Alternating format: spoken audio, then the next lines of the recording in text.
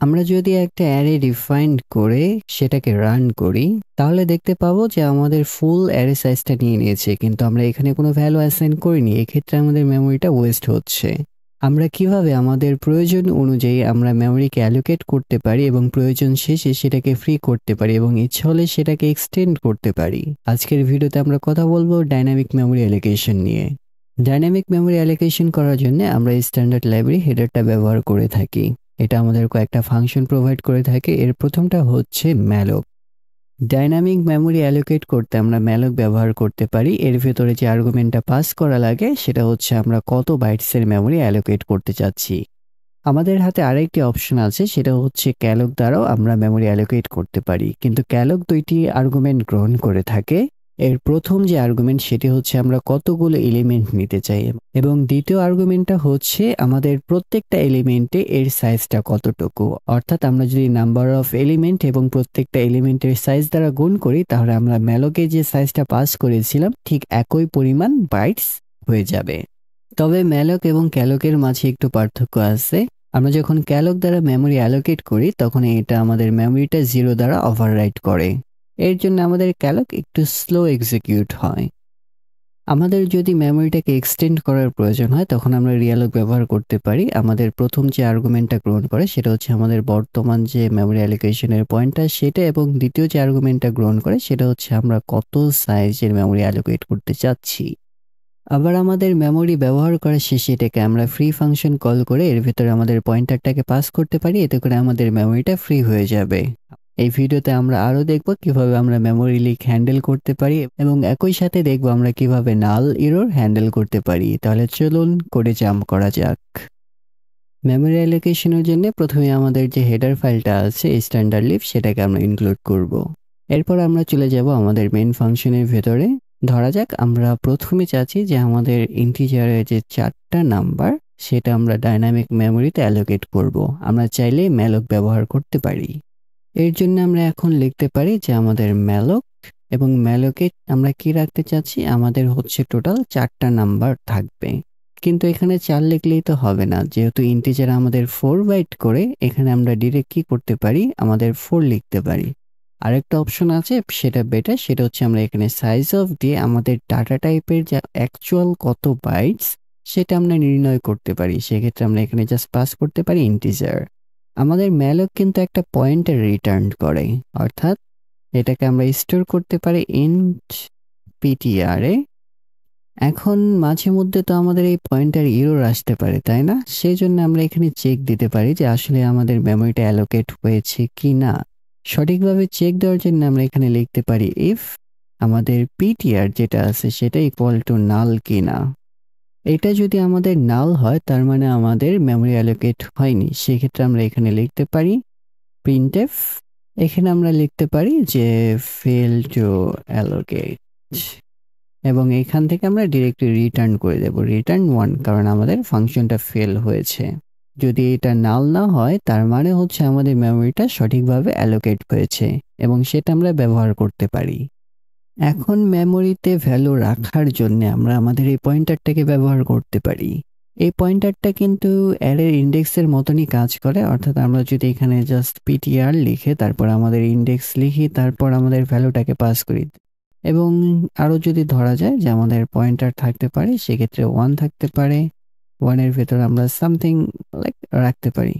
এবং এটাকে যদি আমরা প্রিন্ট করতে চাই আগের মতোই আমরা এখানে প্রিন্টএফ লিখতে পারি, এবং এখানে জাস্ট আমরা লিখব %t\n, এবং এখানে জাস্ট আমি চাচ্ছি যে আমাদের যে ফার্স্টে ইন্ডেক্সটা আছে সেটাকে প্রিন্ট করব, সেটা হচ্ছে 0।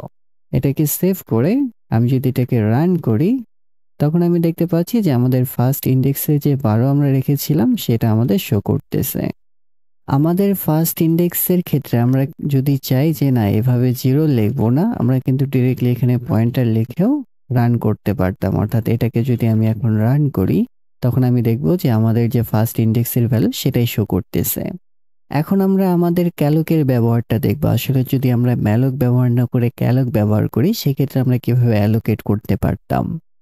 সেটা জিনিসটা একই রকম, অর্থাৎ আমাদের এখানে ম্যালকের পরিবর্তে আমরা এখানে লিখব ক্যালক, কিন্তু এখানে আমাদের প্রথমে হবে আমাদের কতগুলো নাম্বার চাই এবং তারপরে হবে আমাদের প্রত্যেকটা নাম্বারের বাইটস কতটুকু।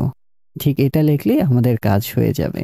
এটাকে যদি আমি সেভ করি এবং রান করি তাহলে দেখতে পাবো আমাদের আগের আউটপুটটাই শো করতেছে। এখানে তো আমাদের প্রথমে 4টা ইন্ডেক্স আমরা অ্যাসাইন করেছি, তাই না? আমরা তো আর 5th ইন্ডেক্সে ভ্যালু রাখতে পারি না।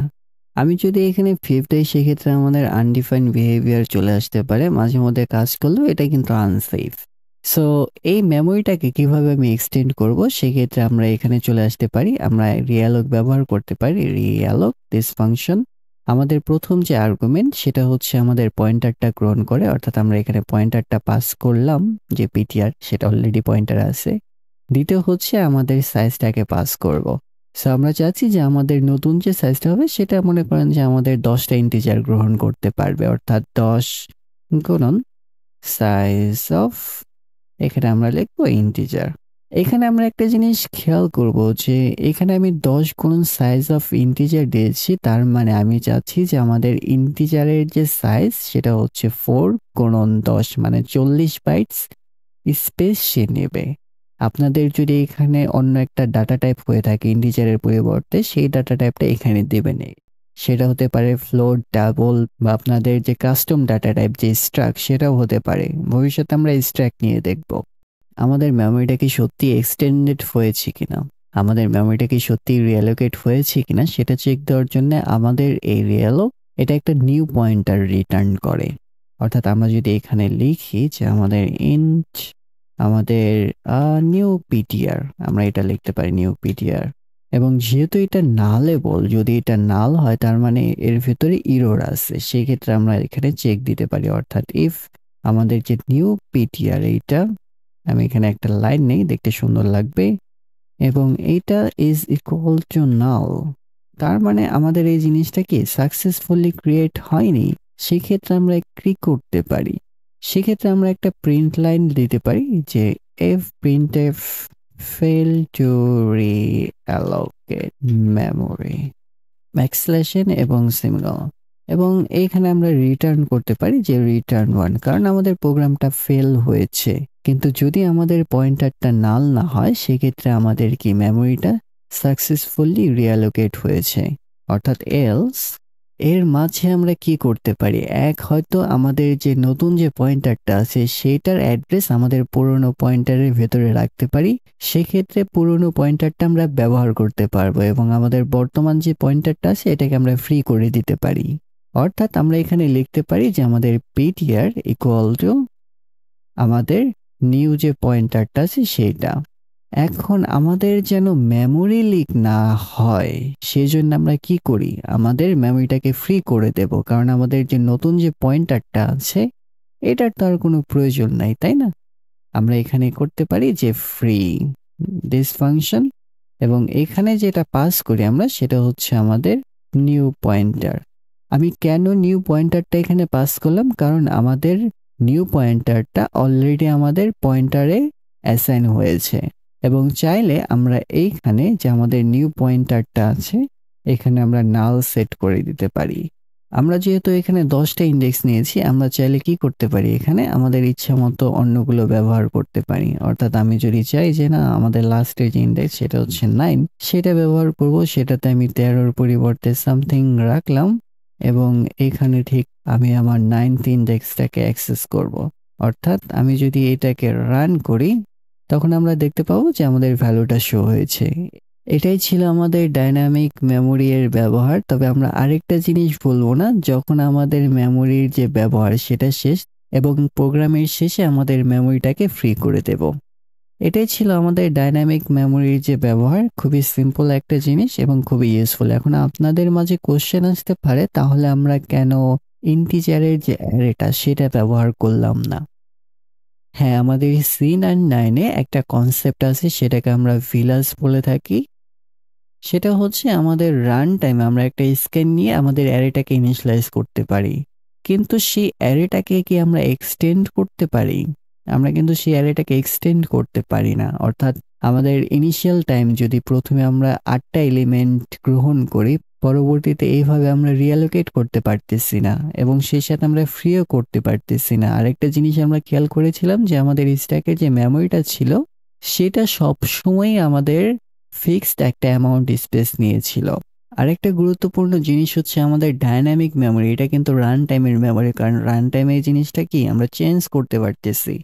কিন্তু আমরা যখন কোনো অ্যারে বা ভেরিয়েবল ডিফাইন করেছিলাম সেটা কিন্তু একদম কম্পাইল টাইম মেমোরি, মানে আমাদের প্রোগ্রামটা যখন বিল্ড হয় সেই মেমোরিটা অলরেডি একটা নির্দিষ্ট স্পেস নেয়। সো এই জিনিসটা আমরা মাথায় রাখবো। আমাদের ভেরিয়েবল, অ্যারে এই সব কিছু আমাদের স্ট্যাটিক মেমোরি, সেটা হচ্ছে আমাদের কম্পাইল টাইম। কিন্তু আমাদের ম্যালক বা ক্যালক দ্বারা কি করতে পারি, আমরা রান টাইমে মেমোরি ক্রিয়েট বা মডিফাই করতে পারি। এর কারণে এটাকে বলা হয় ডাইনামিক মেমোরি।